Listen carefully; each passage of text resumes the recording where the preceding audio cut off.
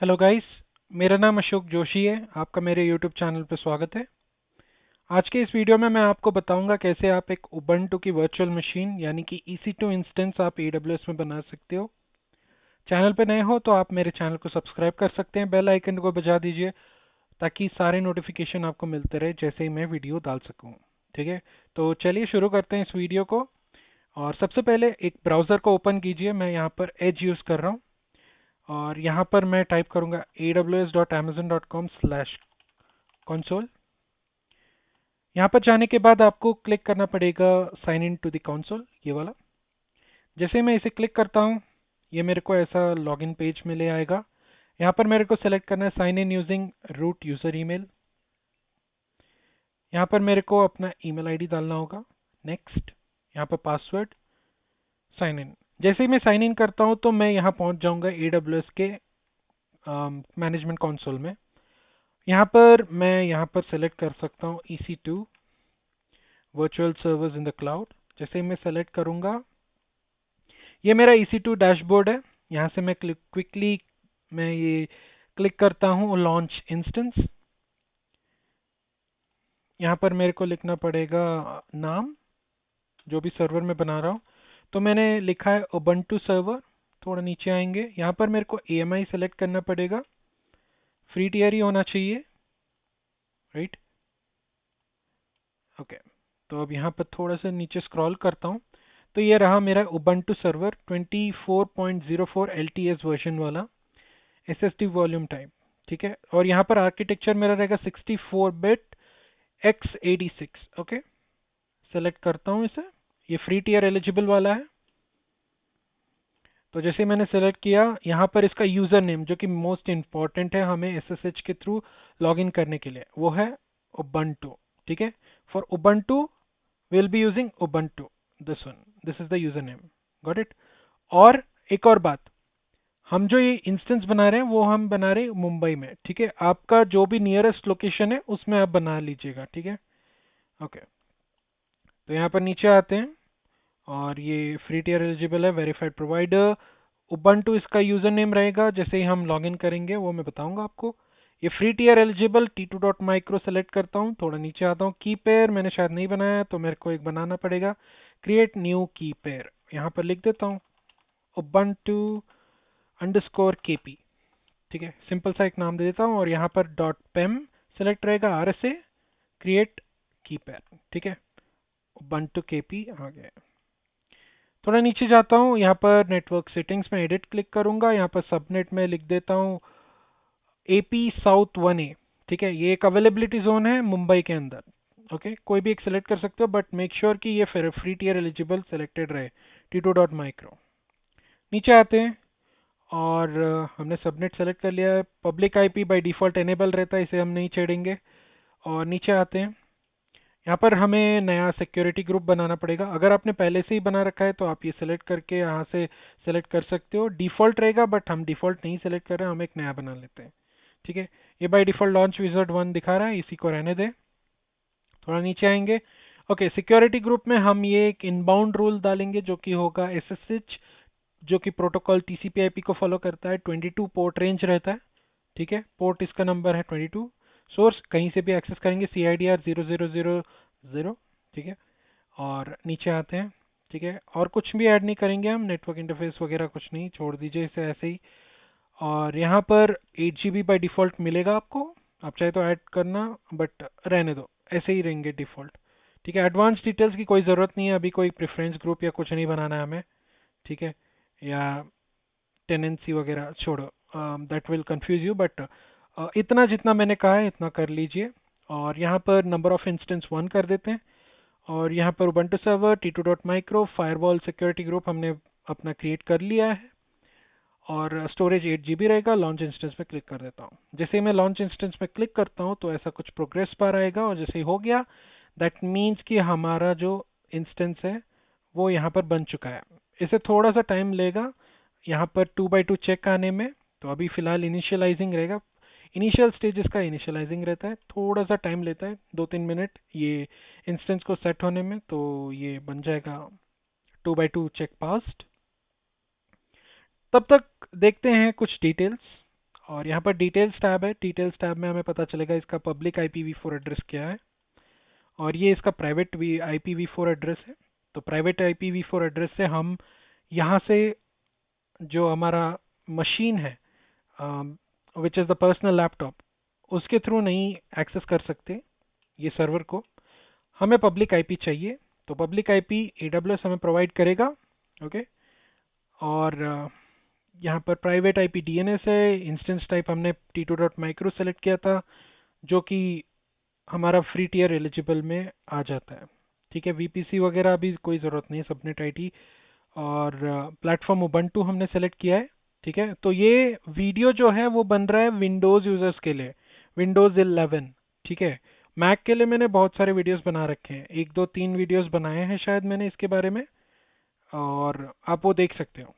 Sorry, 2 video बनाए थे पहले, और उसमें मैंने बताया था कैसे आप अमेजोन लिनक्स को यूज़ कर सकते हो, और रेड हैट लिनक्स। ये वाला उबंटू रिलेटेड है, तो मैंने विंडोज़ के लिए बनाया नहीं था, तो ये वीडियो विंडोज़ के लिए बना रहा हूँ। स्टेटस एंड अलार्म कोई ज़रूरत नहीं है देखने की अभी, मॉनिटरिंग छोड़ दो। सिक्योरिटी, IAM रोल्स अभी कोई ज़रूरत नहीं है यहाँ पर। सिक्योरिटी में हमारा ये देख लेते हैं। इनबाउंड रूल में हमने बस एक ही रूल डाल रखा है, जो कि है पोर्ट 22 में अलाउ कर दो TCP/IP प्रोटोकॉल एनीवेयर, कोई भी एक्सेस कर सकता है इस इंस्टेंस को। आउटबाउंड में तो बाय डिफ़ॉल्ट जो ट्रैफिक रहता है वो ऑल ट्रैफिक रहता है, तो उसको कोई छेड़ने की ज़रूरत नहीं है। नेटवर्किंग IPv4 एड्रेस पब्लिक वाला रहेगा, प्राइवेट भी रहेगा। स्टोरेज EBS वॉल्यूम 8 GB रहता है, 30 GB तो विंडोज़ के लिए होता है। मैं एक सेपरेट विंडोज़ के लिए भी वीडियो बना दूंगा लेटर ऑन। ठीक है, जो एन्क्रिप्शन नहीं लगाया है, और डिलीट ऑन टर्मिनेशन AS है, तो मैंने कोई टर्मिनेशन प्रोटेक्शन नहीं डाला है यहाँ पे।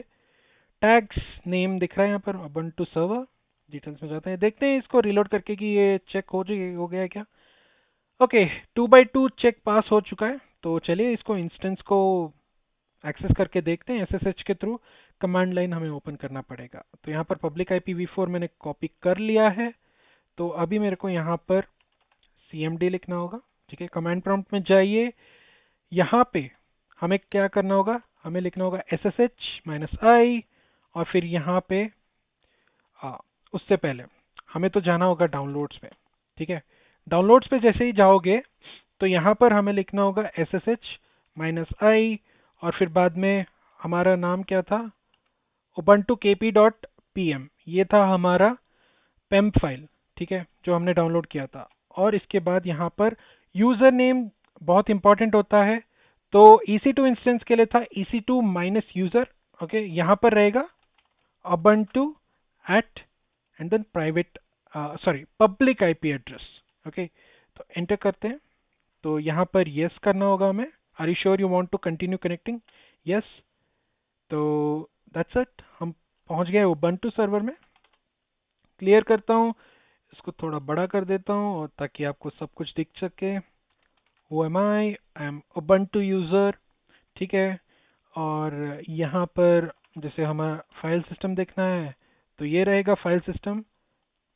नाइस। PWD हमें होम डायरेक्टरी में ls करता हूँ। यहाँ पर GUI बेस्ड नहीं है, तो it will be all CLI, तो दैट इज़ द रीज़न हमें कोई दूसरा डेस्कटॉप डाउनलोड्स वगैरह नहीं दिखेंगे यहाँ पर। ठीक है, और रूट में चेंज करना है, sudo -i। हम रूट बन चुके हैं। Who am I? ठीक है, अगर आपको ये सब कमांड्स नहीं आते हैं कोई बात नहीं, बाद में वीडियोस आने वाले हैं इसके बारे में। ठीक है, मैं बताऊंगा आपको कि PWD क्या है, sudo क्या होता है, ls क्या होता है, और ये सब फाइल सिस्टम में ये जो बाइनरीज है, dev है, लाइब्रेरी, और रूट प्रॉक, ये सब क्या डायरेक्टरी से क्यों है, ये सब मैं बताऊंगा आपको। कैसे फाइल्स को अरेंज किया है यहाँ पर उबंटू में, और यानी कोई भी आपका लिनक्स मशीन है, लिनक्स इंस्टेंस है, उसमें ये जो फाइल सिस्टम का रोल क्या है, कौन कौन से टाइप के फाइल्स इसके अंदर होते हैं, सब बताने वाला हूँ मैं आपको। ओके, ये जो यहाँ पर है ये प्राइवेट IP एड्रेस है। ओके, एंड ये रूट यूज़र क्यों यूज़ करते हैं, सब कुछ बता दूंगा। तो फिलहाल के लिए अगर आप इतना देख चुके हो, तो that means you have successfully connected to the Ubuntu server using AWS।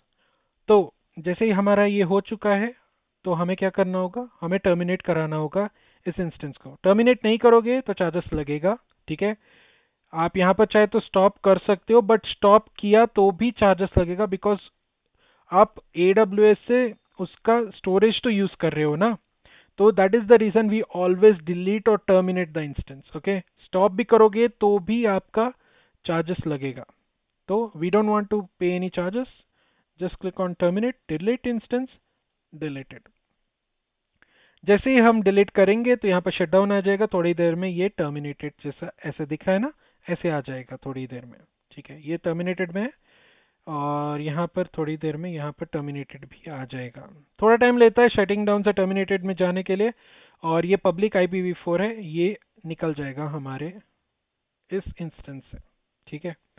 और क्लीन अप करते हैं, आप EC2 डैशबोर्ड में जाते हैं, यहाँ पर हम यहाँ पर रीलोड करते हैं तो 2 इंस्टेंस है, दोनों टर्मिनेट में जा चुके हैं, ठीक है। एक टर्मिनेट हो रहा है, एक टर्मिनेटेड है।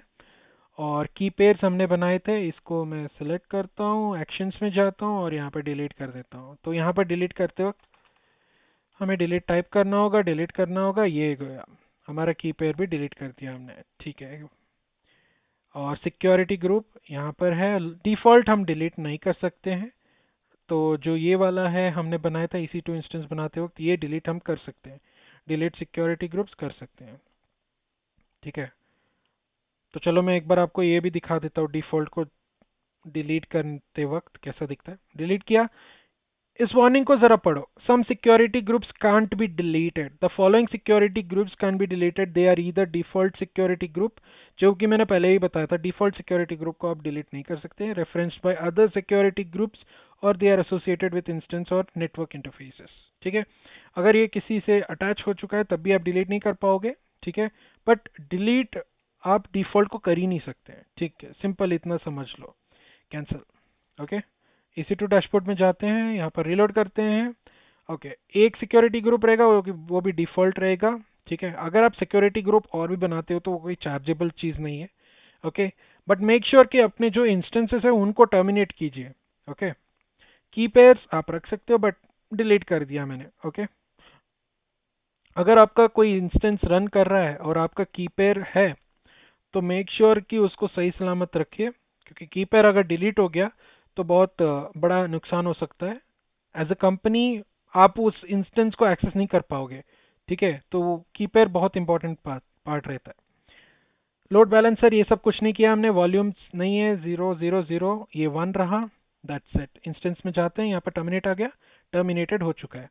तो ये था प्रैक्टिकल आज के इस वीडियो का। मैंने आपको बताया कैसे हम एक उबंटू सर्वर बना सकते हैं AWS में, यानी कि उबंटू की EC2 इंस्टेंस बना सकते हैं।